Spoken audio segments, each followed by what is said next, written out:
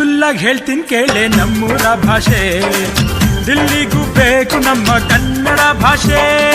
ರಾಗಿ ಮುದ್ದೆಯಲ್ಲಿದೆ ನಮ್ಮ ತಾಕತ್ತು, ಬಸ್ಸಾರು ಉಪ್ಪೆಸರಲ್ಲೇ ಅದರ ಕಸರತ್ತು.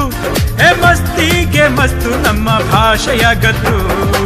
ಸಿಂಪಲ್ ಆಗಿ ಹೇಳ್ತೀನಿ ಕೇಳೆ ನಮ್ಮೂರ ಭಾಷೆ, ದಿಲ್ಲಿಗೂ ಬೇಕು ನಮ್ಮ ಕನ್ನಡ ಭಾಷೆ.